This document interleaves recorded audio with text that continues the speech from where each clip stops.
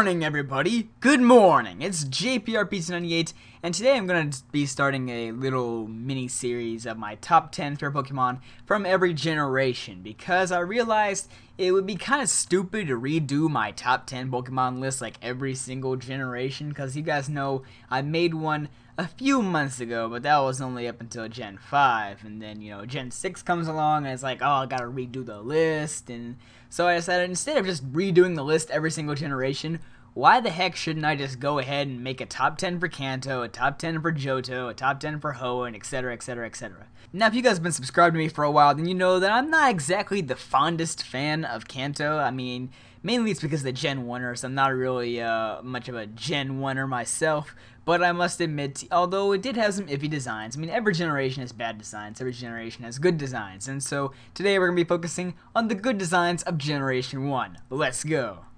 Number 10. My number 10 favorite Pokemon from Kanto has got to be Rhydon. The reason I love Rhydon is because he just looks like one of those awesome Pokemon that can go around and destroy anything. He is truly a great design from Generation 1. I mean, he perfectly fits the term pocket monster. When you think of monster, do you think of Oddish, or Zubat, or Geodude, or Ditto? No. This guy is a true monster. He fits the job description perfectly. Rhydon is one heck of a design. Now, if you guys have watched my Pokemon Facts and Trivia series, you know that Rhydon was actually the first Pokemon ever designed. And I have to say, they did one heck of a job. Game Freak, respect to you on this one. Number 9. Jolteon. Jolteon, hands down, is the best electric type from Generation 1. He's got that awesome speed stat, that awesome special attack stat. He's still pretty good in competitive Wi-Fi battling today, or at least in Generation 5, because Smogon has not made up their mind with the Gen 6 tiers. But, that's like 15 years in the future. Let's not even worry about that. But by the time I always got to Cerulean City, I would always have a water type and a fire type, and I said, you know what, water and fire, those are two of the elemental things. Why not mix it up? Let's get Jolteon. He's the only one that isn't a starter Pokemon type, except for Pikachu in Yellow version, which, kind of came along and screwed everything up. But then again, Gary kind of stole your Eevee in that game, so that doesn't count. But even as the years have passed and several other Eevee evolutions have come along, I gotta say, Jolteon is my favorite of them. Number 8. Primeape. Primeape is my favorite fighting type from Generation 1. He didn't look really weird like Machamp did. I never really liked Pokemon that kind of resembled people, and Hitmonchan and Hitmonlee, they were too rare, you didn't see much of them in the games. So because of that, I always had a fondness for Primeape. On top of that, as a kid, I always watched the Primeape Problems tape, which composed of 3 episodes. I believe it was Ash's 2 battles against Sabrina, and then Ash catching Primeape, and for whatever reason, I just thought the Primeape episode was hilarious as a kid, and I would watch it over and over and over again. So over time, Primeape did become one of my favorite Pokemon, and most of it is just because of the anime. And Ash's Primeape only appeared in 2 episodes, maybe 3 if you count a flashback in 1 episode. But despite that, for whatever reason, Primeape always remained as one of my favorite Pokemon that Ash caught. Number 7. Rapidash. You look at Rapidash and it's like, what is there not to love? He's a flaming horse. I mean, what? How can anybody not like that? Of course, there's a reason he's down here at number 7, and that's simply because I think that too many people like him. I mean, I'm not the kind of person who likes to jump on a bandwagon, so I'm not exactly the hugest fan of Rapidash, but I gotta admit, he is an awesomely designed Pokemon. Number 6. Kingler.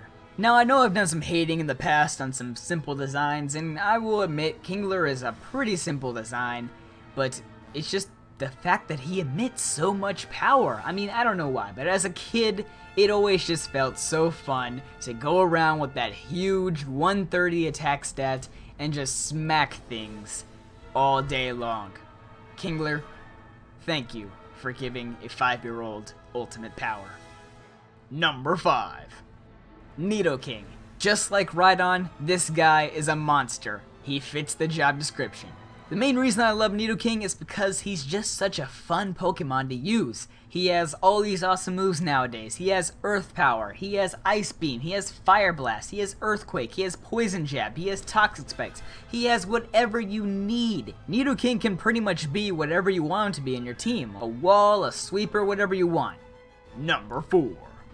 Cubone. Unlike most of the Pokemon on this list, my love for Cubone has come very recently. Now, back in my days as an emotionless child, I was pretty much just like, oh yeah, Team Rocket killed Cubone's mother, but don't worry, he'll get over it someday, right? Who cares? Well, after I actually caught one for myself in my Pokemon Red Nuzlocke, which is actually, on the channel if you want to check that out. I mean, it's in a playlist somewhere, but, that was fairly recent, so some of you guys probably remember it, so it doesn't even matter. But anyway, I was extremely lucky in the Nuzlocke to catch a Cubone in the Pokemon Tower, and nickname it Gara for whatever odd reason. I don't know why, I just love the nickname for whatever reason. I have no idea. Completely random, yet completely lovable. So that's when I kinda started to begin feeling sorry for Cubone with his whole tragic story about how he lost his mother. So you know what, Cubone, you deserve a spot on the list. Good job, buddy. Number 3. Blastoise. As a kid growing up, I was always that really weird guy that had Pokemon Red, yet I would choose Blastoise instead of Charizard as my starter. So pretty much everybody was like, wow, he's like an alien from outer space, what the heck is he doing here?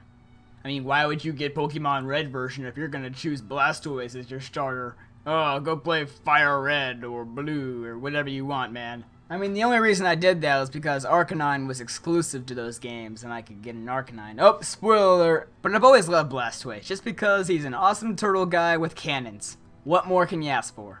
Needless to say, when they revealed Mega Blastoise, I was very impressed. Hashtag arm cannons all the way, man. This guy was amazing, and he is definitely my favorite Mega Evolution. Number 2.